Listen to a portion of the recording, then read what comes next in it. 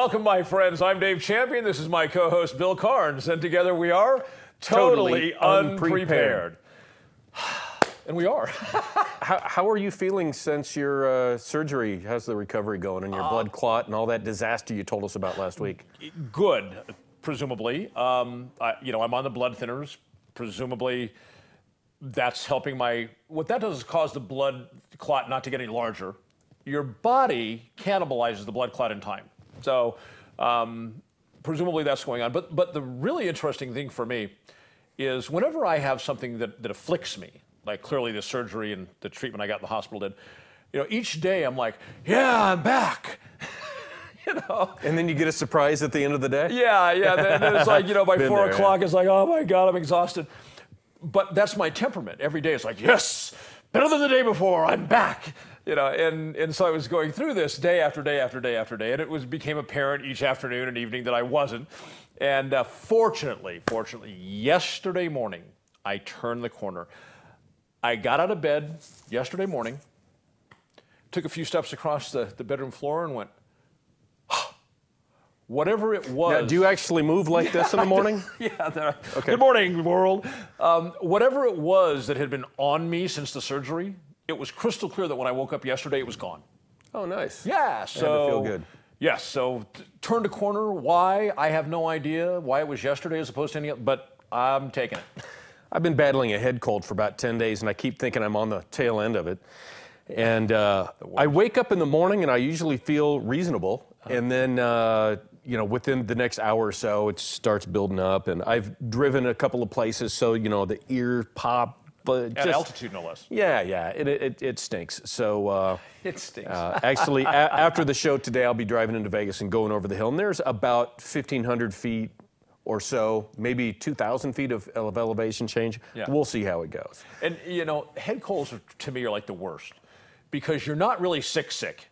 You're not like I have to stay in bed kind of sick. I have to stay home kind of sick. But you're just not with it. No, and they're draining.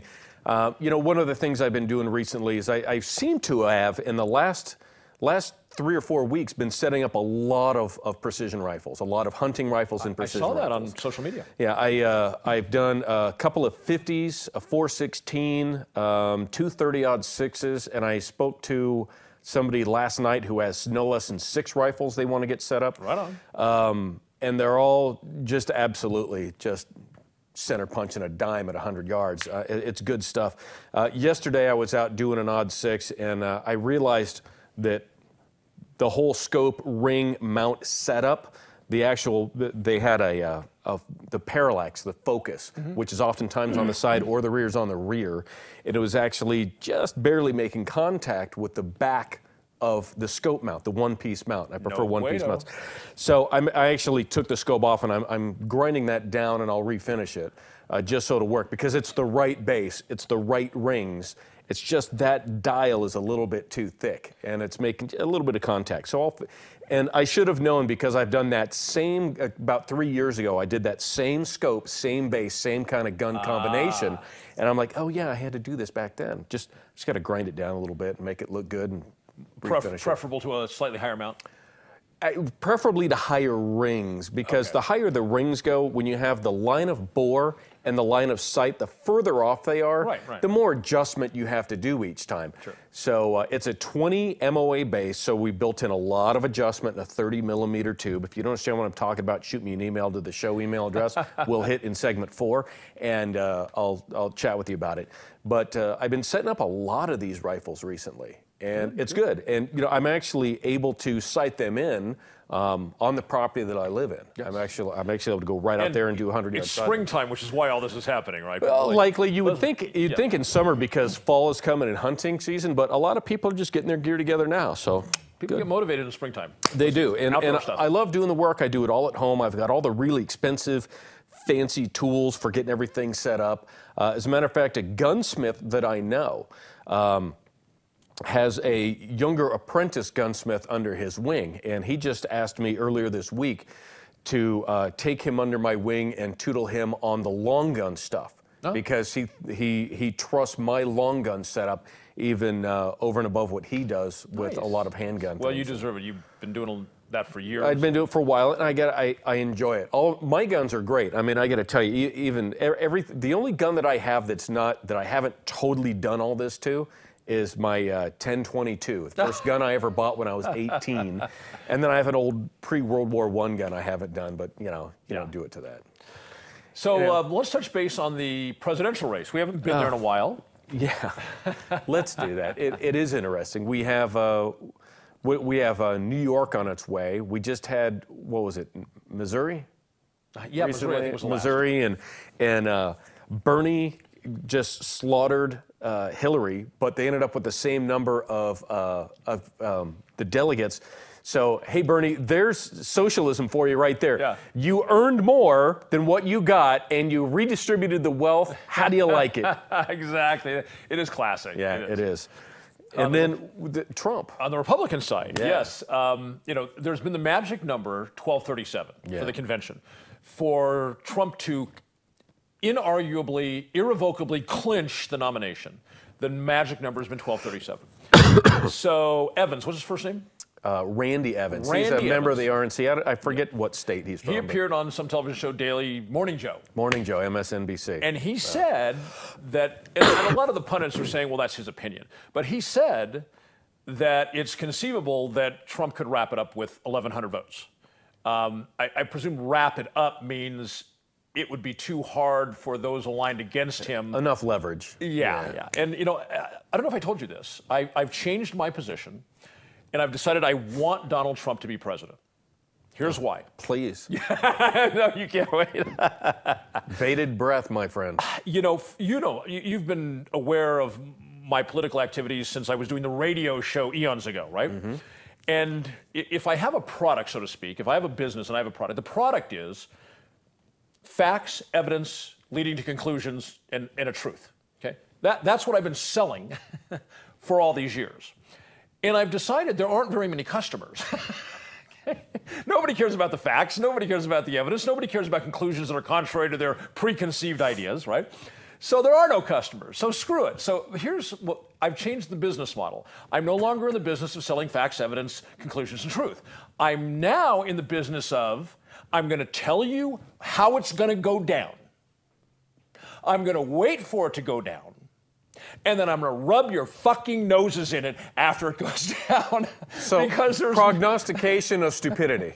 Correct. And then just take them and rub it right in. So I want Trump to become president. To be right. So that I can say, remember when I told you this was going to happen, and this was going to happen, and this was going to happen, and this was going to happen, and this was going to happen if that sphincter became president? Now, shove their nose right in it. Yeah, because the other model, nobody cares. Nobody wants to hear facts or evidence. So forget it. I'm not in that business anymore. Everybody seems to really push their votes, their everything on emotion, and oftentimes, and I've really had a hard time with the single-issue voters. I'm going to vote only on the Second Amendment, or I'm going to vote only on taxes, or I'm going to vote only on Roe v. Wade. Single-issue voters, because keep in mind, legislators handle all kinds of different things. We're going to talk about this a little bit in my rant on a local level. But I will tell you, I don't know if I would say I'm a single-issue voter, but I am, to a great extent, a single-issue voter. And the single issue for me is gun rights. Because, this is my paradigm, anyone who doesn't believe that law-abiding American citizens should be trusted with firearms cannot possibly serve the people.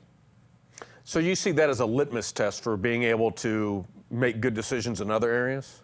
Respect the right of the people. If you say, all of you Americans out there, all you hundreds of millions of law-abiding citizens, I can't really trust you with a gun.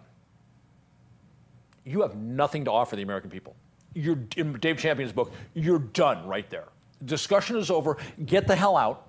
I don't want to hear another word. I don't care if I agree with you on everything else. You are disqualified from holding office because you do not trust the people that you serve. For me, before I vote for somebody, you're going to have to understand what form of government we've got, who you're responsible to, and you have to understand and support the ideals of liberty. Then I'll start looking at you. Right. if you don't even get there, I won't even look. And all too often, there are entire races filled with candidates that have not a single viable candidate. Again, we'll talk about that in my segment in a little bit. And, a lot of these people we talked about, they don't care about facts and evidence and conclusions.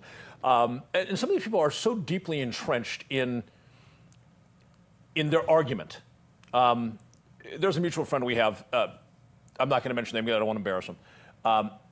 I put up a meme talking about how ridiculous it was for the people who oppose same-sex marriage to claim that it was going to destroy the family and it was going to destroy the nation, it was going to destroy civilization as we know it, especially in light of the fact that nations well before the United States had same-sex marriage, and it didn't do it there. And of course, we've had it here since Obergefell, and there hasn't been even the slightest inkling that it's doing any of those things, right? And so I posted this meme, and our mutual friend came on with this mantra. Well, the government shouldn't be involved in marriage. Okay? And I'm thinking to myself, why would you bring that up? Because whether homosexuals were marrying under statutory law or whether they were marrying under common law without a marriage license, the meme remains valid. The claims that same-sex marriage were going to destroy the family, the nation, and civilization as we know it, the meme remains valid that was nonsense, no matter how they get married, under what set of rules they get married. And I was looking at this and I'm thinking, and a very intellectual guy, right, and a strong voice for liberty, and I'm like, why are you off on this tangent? Because it doesn't even address what I'm talking about. But people are so engrossed. I have my argument. The free market will solve all social ills. That's another idiocy view. I'm going to be talking about that in my thing. The free market will solve all social ills. Really, that's why we had black Americans for 100 years as an economic underclass, because the free market in 100 years solved that problem. And yet they parrot this crap. Unbelievable. Well, it kind of goes with a number of different things that are out there. People hear something and they carry it along because it makes sense to them without actually digesting it. Emotionally. Yeah. Yep. We'll be right back.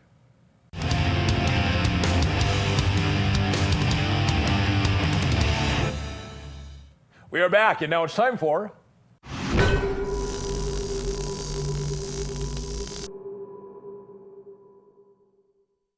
What is up with people doing the same thing and expecting a different outcome? Which, of course, you may have heard is one of the definitions of insanity. Continuing to do the same thing and expecting a different outcome. Those people who don't like things that are new, different, unfamiliar, people who are bigots, they decry any time that a legislature gets in the way of their bigotry. Okay? It's terrible. It's states' rights, as if states' rights allows you to punish people in the economic marketplace because you're a bigot. I mean, it's asinine. So we go back to, it's my right to make sure that no black person has any kind of job in my community except manual labor, digging ditches, moving hay bales, can't do any job that a white man is suited for. Okay? And then it was, them nigger boys ain't allowed to eat in my restaurant, and on it goes, right? And then they were appalled that the government stepped in and said, sorry, no, we're not going to allow that in this country anymore. And of course, then it was, we're not going to allow people of two different races to marry.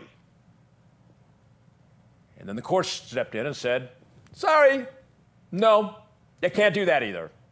And again, the same people decried these decisions. Well, that's just un-American. And then we had things like, we'll just move forward to the future, same-sex marriage, right? Well, two gals or two guys, they ain't got no right to get married. I'm telling you right now, they ain't got no rights. And then the Supreme Court comes along and says, correction, they do have a right to get married. And again, they decry it. I'll never forget the headlines from some of these jokers, the headlines commenting on some of these jokers after the Obergefell decision was made. The Obergefell decision, it's unconstitutional. Just boneheads, right? So, and now we've got an entire track record, and I jumped a whole lot of years. There's a lot of issues in between there where the same dynamic played out. The bigots wanted it one way, and the courts came along and said, no, it doesn't matter. Just because you and your demographic are, say, 82% of the population, you can't take the rights away from the other 18%. The courts have said it again and again and again. And, of course, the bigots always decry it. Now, the current issue, transgender people using the restroom of their choice. And I see the same thing going on again, and I am baffled. Them transgender people, they're not going to force this on us. Same thing like gay marriage. You're not going to force gay marriage. Was somebody going to put a gun to your head and force you to marry another guy? Them transgender people ain't going to force this on us. They're not going to take our rights. What rights would that be? And it's like, hey, schmuck, idiot, what do you think you're setting yourself up for? Again. The stupidity is absolutely baffling. And of course, the big pitch is that young girls are going to be unsafe going into the ladies' room now because there'll be supposedly transgender people in there. And I just released a video on Dave Champion's Liberty page on Facebook in which I looked at virtually every single jurisdiction in America that has laws that say transgender people have to be able to use the restroom of their choice. And those jurisdictions that protect that for transgender people comprise a population of 38 million people. And some of those jurisdictions have had those laws in place more than a decade. 38 million, many for more than a decade. And in that group, 38 million people over, in many cases, more than a decade, there has been exactly zero, we'll say that again, zero cases of girls being sexually assaulted by either a transgender person in the restroom or a man dressed up as a woman claiming some sort of defense or immunity because of the transgender anti-discrimination laws. Zero cases of this.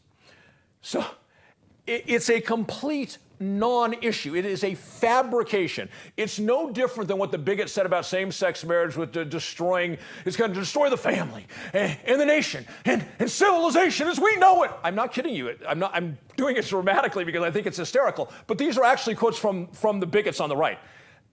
And that was obviously crap. And so now we're seeing the same thing. Fabricated. Now, I think it's all about them and their perverted mind that they would do these things, so they imagine other people are going to do these things, because 38 million people over a decade, it's never happened once. It's clearly a fantasy. And then those people who want to, by the way, were you going to set that at some point? The people who support this argument, they offer the most ridiculous things. First of all, I had a guy, remember, zero cases in the United States in the jurisdictions that do that. So, that protect those rights. So somebody had to go to Toronto University to offer me a case to show that I'm mistaken and I didn't do my research. And there they have gender neutral restrooms, which is a bit different than how we do it in this country. And at the University of Toronto, a couple of boys had gone into a gender neutral bathroom and had held their cell phones over the stall when women were in the stall. Okay, first of all, that's got nothing to do with transgender people. It has nothing to do with the laws of the United States. College students have been doing that kind of nonsense long before the issue of transgender using bathrooms ever came up. And it's a crime to do that. It's a misdemeanor under the law. And when they were caught, they didn't claim any sort of defense or immunity because it was a gender-neutral bathroom. Because gender-neutral bathroom does not give you the right to put your phone over the stall and film somebody in there. So it was a criminal offense. But it's not the same. It's not even relevant. But this is what they offer. And there was a case someplace here in the United States where a guy went into, it was at a public pool, and a guy went into the ladies' room and took off his shirt. And there were some ladies in there, and they were kind of shocked by this, and they went and got the officials from the public pool thing, and they asked him to leave, and he said, no, the law is on my side now. And this apparently stymied the employees of the public pool, which only shows you that they're not very bright. And here's why. Transgender laws that allow a transgender person to go into the bathroom that they self-identify with, that means if it's a ladies' room, you're going to see a transgender person with long hair, perhaps, most of them I know, jewelry, women's clothing, okay? And they want nothing to do with anybody else other than, hi, how are you? Just like people might do naturally in a bathroom. So some dude in swim trunks, a tank top, and flip-flops who walks into the ladies' room is not protected by the transgender laws because he's clearly not transgender. He's just some dude hanging out in the ladies' room. And clearly they could have demanded legally that he leave, and he was not protected by the transgender laws. So, but this is my point, that Americans don't parse when they think. So these things that have no bearing on the transgender and anti-discrimination laws, these things are offered as evidence that it's problematic by the same group who've said all these other things were going to be problematic. Remember Don't Ask, Don't Tell? Do you remember what they said about Don't Ask, Don't Tell? Those alarmists on the right who are always talking this kind of smack, they were like, if we allow people to say in the military that they're homosexuals, it's going to destroy the combat effectiveness of the United States military, and the nation's going to be prostrate before its enemies. This despite the fact that numerous other nations around the world had allowed their soldiers to be open about their sexuality, and there was no degradation of combat effectiveness.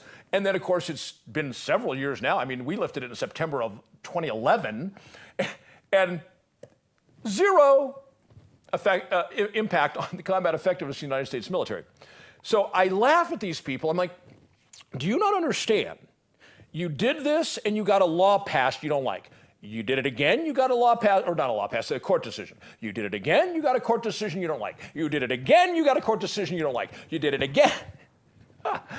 Bill, why are these people such flaming morons?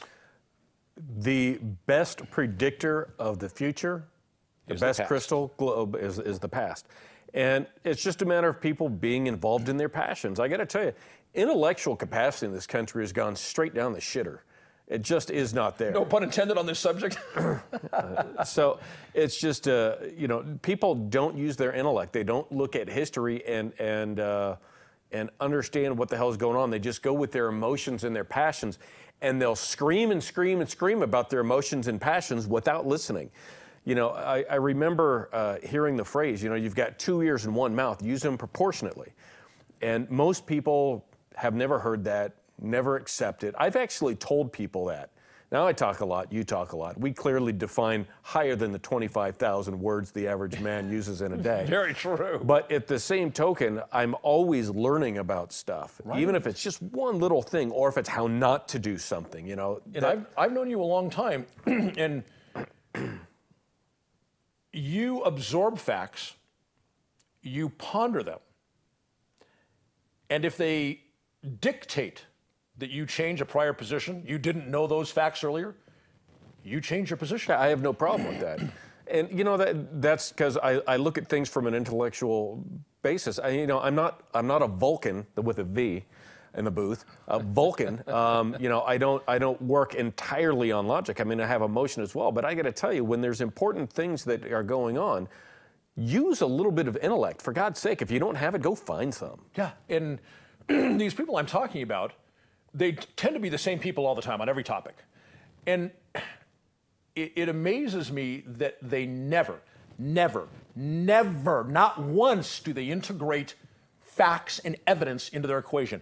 It's all rampant emotionalism. And then somehow they believe that disengaging their brain and going with emotionalism, we're going to be a land of liberty. Never in a million years. We'll be right back.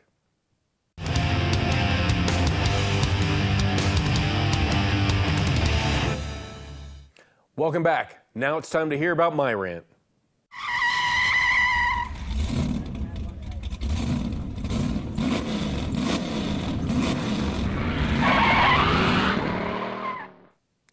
know what really grinds my gears? Blood sport politics.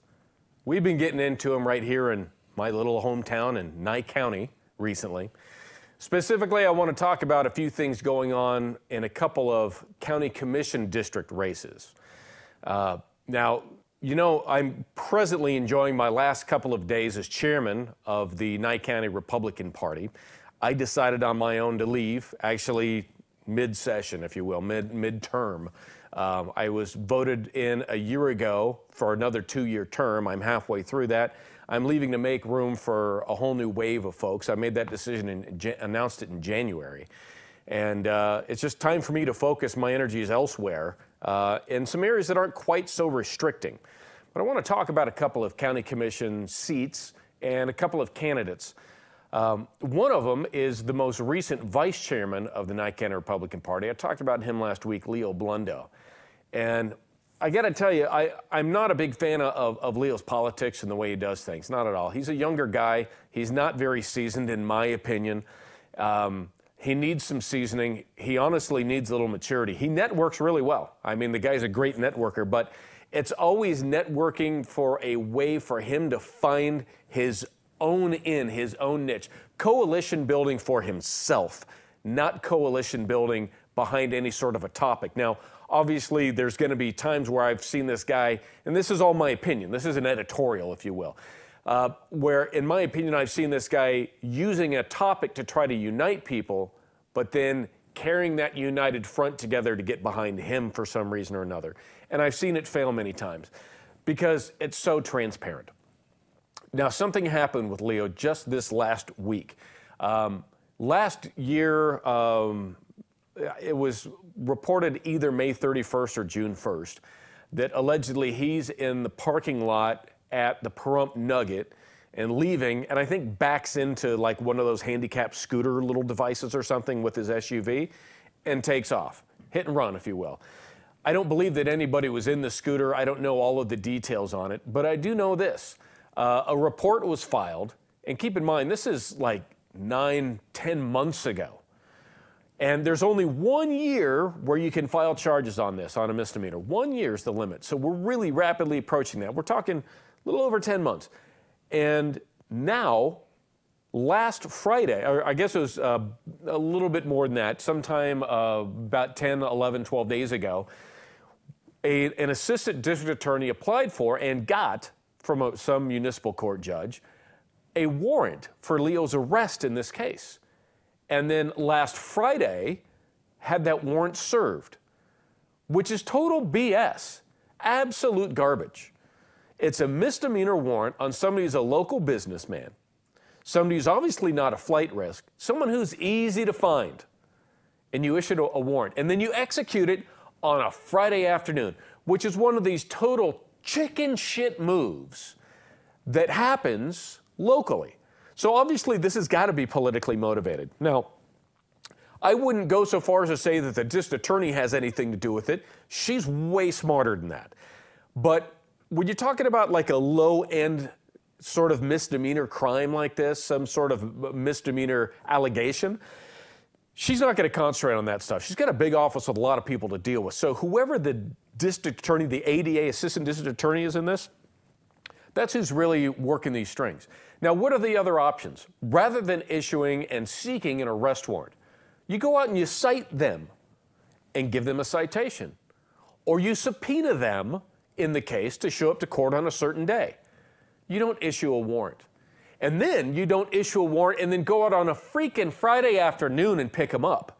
Because if you can't afford to bail out, you end up staying there all weekend long, sometimes into that next week for a couple of days before a judge can see you.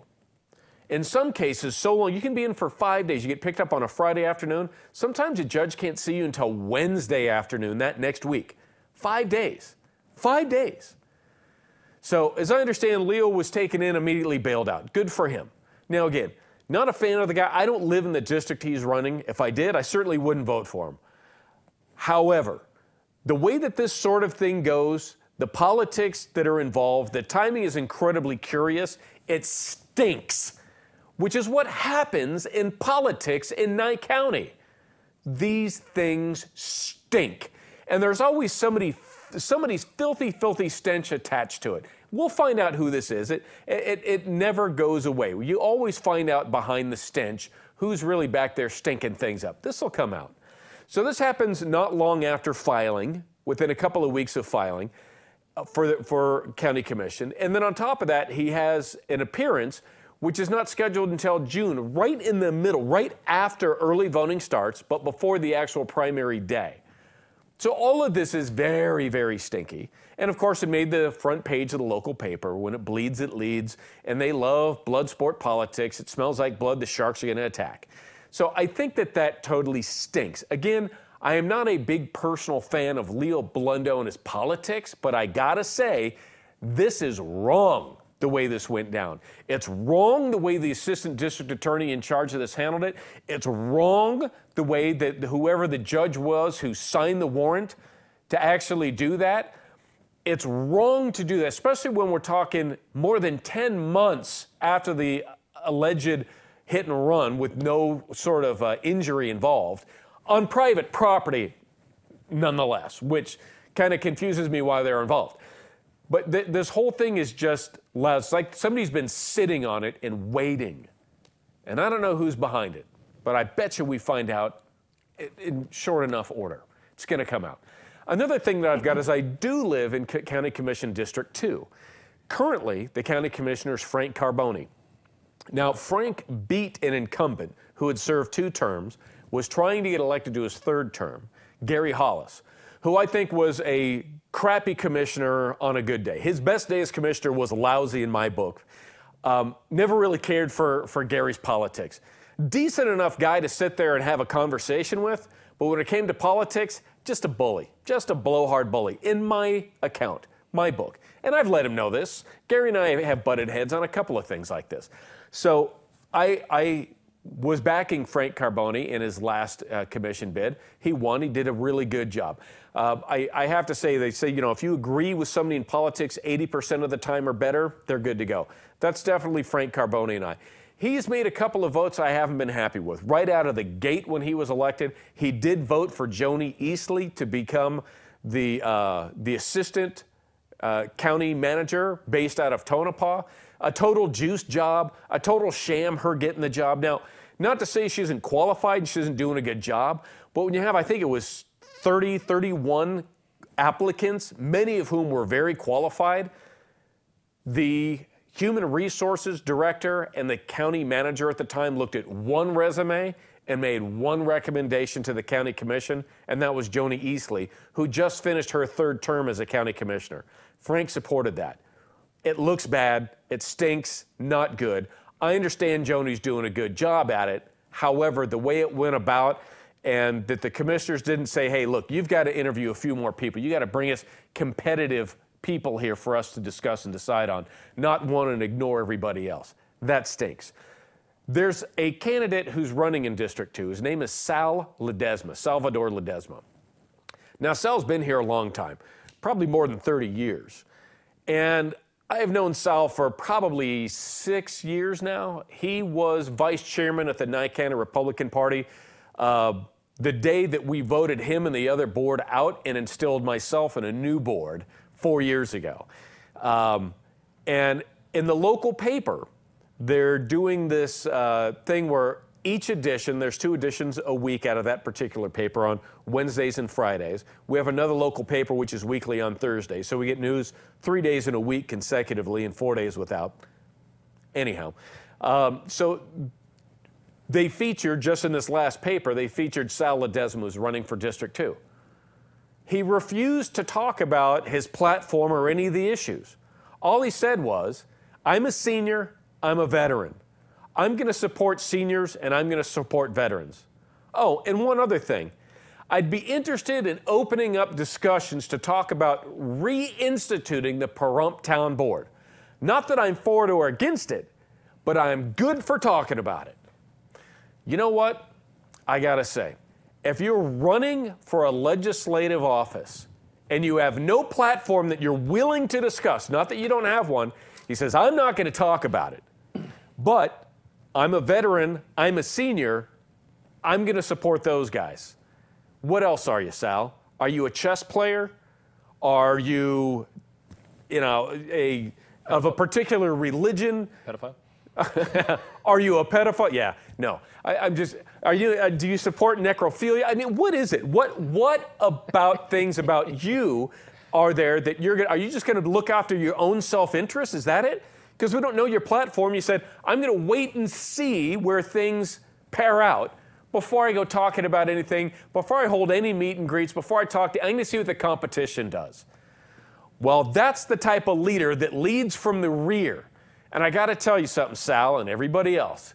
If you ain't the lead dog, the view never changes. Dave? First of all, I want to tell you that yet another reason that we are friends and I have great respect for you. Although you're no fan of Leo Blindo, you condemn the political chicanery that resulted in an absolutely unnecessary arrest. Absolutely. Yes. I've got to tell you, I was sitting over here, you're doing your thing, I'm minding my own business, and you said he's willing to talk about reconstituting the town board. I almost fell off my stool. I mean, this is like saying, I'm willing to talk about allowing pedophiles to teach school. The town board was such a horrifically failed endeavor. And I don't know if you've heard me tell this story. A person who was trying to promote business here in town, he got 2 businessmen to come from out of town. And so the 3 of them go to a town board meeting. And these guys were talking about moving their existing profitable businesses to Pahrump. They sit in a town board meeting. This goes back maybe about 2.5, 3 years ago. When it's over, they walk out, and the 2 guys look at the 3rd guy who'd brought them in. They said, we would never place our businesses at risk by moving them to a jurisdiction that is overseen by a bunch of clowns like that. Right. And so well, yeah, let's reconstitute that. Yeah, and you're talking about the town board that was voted out by a vote of the people, right? Why? Because they were getting ready to bleep this. And more or less recently. They were a clusterfuck. Absolutely. They were an absolute cluster disaster. Only out for themselves. Yeah. So anybody that would want to reconstitute that, or even willing to open the discussions in that, is talking about reopening an old wound that is just finally starting to heal properly, never worked on its own. Yep. We'll be right back.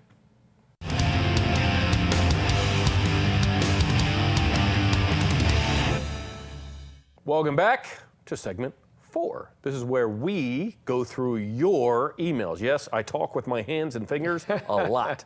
So, DaveandBillShow@gmail.com. That's where you can send us your emails, communiques, questions, just little things here and there. Criticisms. Criticisms. We get that sometimes. Chin puff thing. Chin puff yeah. But what we don't want is a bunch of forwarded messages. Don't send us your garbage. Yes, send us an email. If you have an email, some topic that you would like us to broach, then send us an email and a link or a description of it. But please don't just randomly send us forwards. And please, if you're going to send us a link, give us a short sentence about what it is we're going to be looking at. Yeah. There's nothing more annoying than opening an email and saying, have you guys seen this? And a link. Yeah, click here. Yeah, I won't do it. Yeah, so just keep in mind that there is a little bit of prep that takes place with Totally Unprepared. Yeah. But, we kind of need to keep our time in mind. So when you're done sending us emails, you can go on and find our shows. Matter of fact, I've now updated everything. I was literally 6 episodes behind in updating totallyunprepared.info. It is now all updated. I took care of it last night. Everything is up. We need to get the one description up for the show for the. That you do with Pat? Yes, that we do with Pat. Now it's updated on our site. We need to update it on the YouTube channel and update it on our Facebook page. So anyhow, we're good almost to go. there. Yeah. So that's where you can watch, listen, catch up, and when you find a particular show that you like or anything, send those links off to other people. Let's get this thing to grow a little bit and try to get a little bit more intellect happening. Yep. Not that we're the most intellectually skilled people on the air, but far more than most. There may be one that's better. Yeah. One person. Yeah, there may be. And we're looking for that person now. Let's talk about... We got an email about the update for Apple. Apple. Yeah. Now, this is near and dear to my heart because last week I went on the record I went on the record as saying I do not believe the Justice Department and FBI Comey's representation that they found a way to break into and get data off the phone from the San Bernardino shooter. You believe they were using that as a mask to cover up their incredibly weak court argument that they were bound to lose. Correct. And lose massively throughout the federal system. Yeah. How do you say we overstepped, we stepped on our schween, we can't just, the government just will never come out and say, we stepped on our schween. We made a mistake. So they have to manufacture a reason. Which is lie. A lie. They have to correct. lie, which is what they do regularly. So now, we are to believe that they have the ability to break into a 5 Series phone, in the specific case of the one in San Bernardino, a 5C, running 8 or 9. Okay. They have the ability to break into that. So we're told. Now, there's another case going on in New York where the government is also trying to compel Apple, and it's also a 5, but running iOS 7, an older version before Apple even built security into the phone. And they're saying, we had the ability to break into the San Bernardino guy's phone, but this phone running earlier software that had no security, we can't break into that. Which completely validates. Remember I said the acid test is going to be to see what they produce? You did. And another thing that I was saying, and I still believe it, they're never going to release the information that came out of that San Bernardino phone if they never get into it. Right. So they might, I mean, John McAfee, guy's a little bit loony. Yes. They got, McAfee Software. He sold that years ago, but it still retains his name. He's a little bit kooky, but he still runs with some of the best programmers on the planet. And they have said, give us the phone, we'll break into it for you. One way or another, we'll get into it. Yeah. I think he's like a savant. Yes. Very, very savantish. Run out of Belize.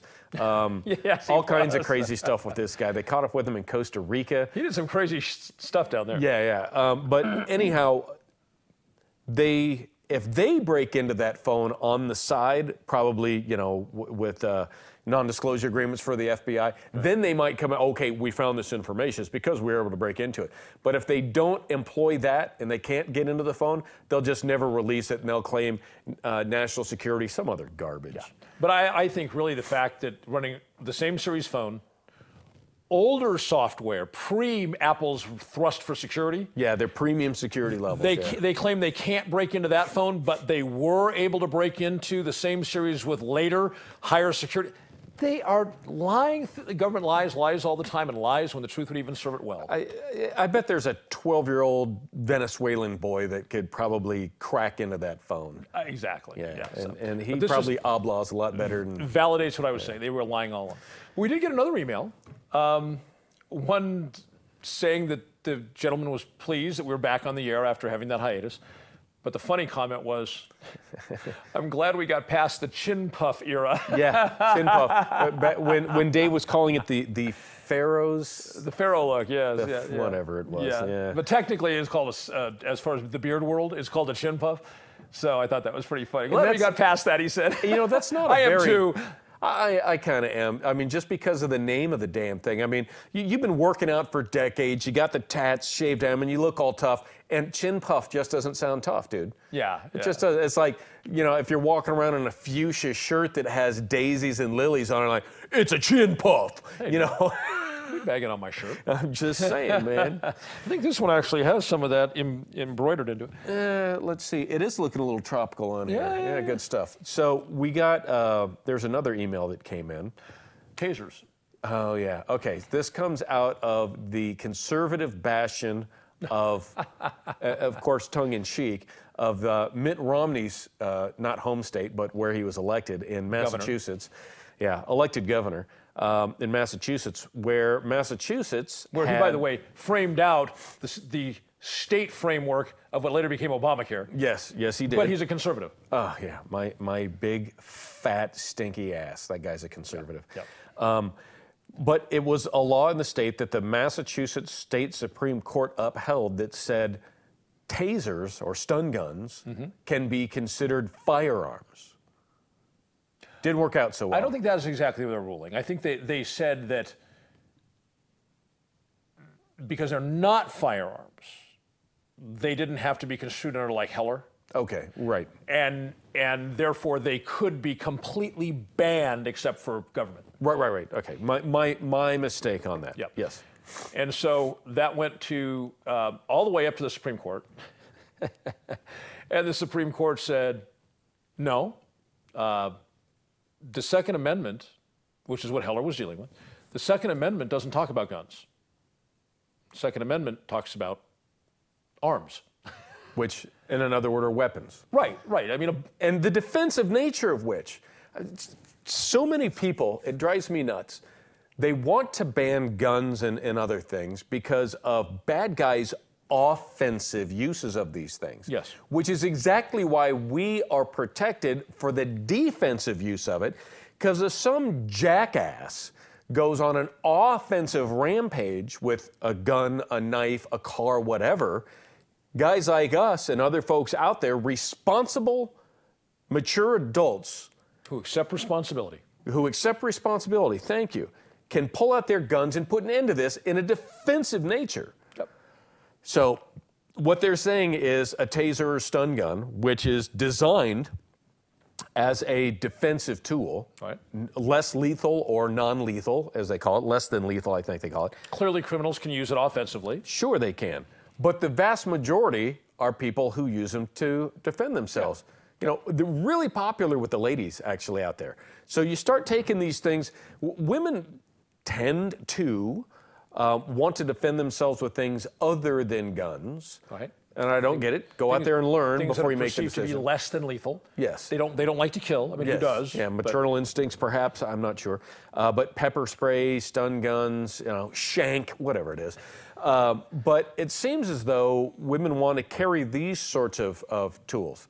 That's not my forte. I mean, I'm going to bring a gun to a gunfight. Right.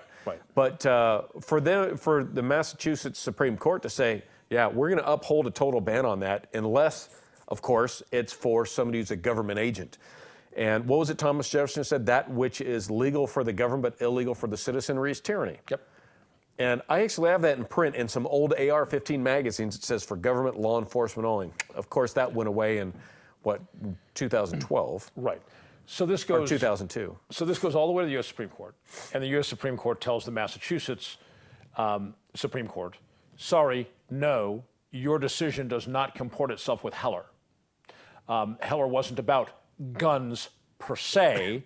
Heller was about the right of self-defense and the right to keep and bear arms. Yeah. And a taser definitely falls into the category of arms. So your decision is wrong. And they remanded it back down to the Massachusetts Supreme Court with instructions, now that we have given you what the boundary markers are, adjust your decision. And not too dissimilar from Puerto Rico recently. Exactly so. Yeah. Puerto Rico claimed that it had the authority to ban open carry. And while severely restricting concealed carry. Yeah, almost zero. I mean, it's like almost as bad as California. Probably actually worse than California. And so the Puerto Rico, almost as bad as Hawaii then. Yes. Hawaii's as bad as it gets. So, yeah, the Puerto Rico Supreme Court said we have the state of the nation, state, however the territory of Puerto Rico. We have the authority to ban open carry. And it went to the Supreme Court. I'm sorry, no, in this case it only went to the appellate court. And the appellate court said, sorry, does not comport itself with Heller. We're remanding the case back to you so that you can make your decision within the boundaries of Heller. And it's amazing to me, I'm one of the few people, you probably are too, who's actually read Heller front to back, including the dissenting opinions. Yeah, as a matter of fact, that case came out back in the days when we both did radio. It came out and was released while I was on the air. 2008? Yeah, and I was reading it on the air. As soon as it came out, I was reading it live on the air. And so I am baffled that you've got this standard, right? And the Supreme Court has made it clear you have to meet this standard, okay? And everybody below that keeps wanting to screw it up. It's a constitutionally protected right, which means it has to meet the strict scrutiny standard if you want to interfere, okay? which that's a high hurdle. I mean, I don't think there's been a single case yet where the court has said, yes, on firearms, restricting them somehow gets past that hurdle. Not even close. And yet these lower courts, they're clearly lawless. They know what the standard is. And then they manufacture these nonsense arguments that are in conflict with the law of the land as decided in Heller. And to me, it's like, okay, these people should be removed from the bench. If you're not going to follow the law, you cannot be on the bench. Sorry. I'm waiting to see the outcome of a case out of California and Hawaii, both part of the Ninth Circuit, where a Ninth Circuit set of judges came out and said, you can't have highly restrictive concealed carry and no open carry. Right. You've got to change your law. I think in California, Porta, is that the case? I think that's it. And there's another one in Hawaii. And both of them got stays on the decision from the Ninth Circuit so that they could address some other issues, and I want that to come to a conclusion. They haven't issued a decision on that in like 18 months. Yeah. Reprehensible. All right, folks, we'll see you next week. Thanks for being here. Take care. Bye-bye.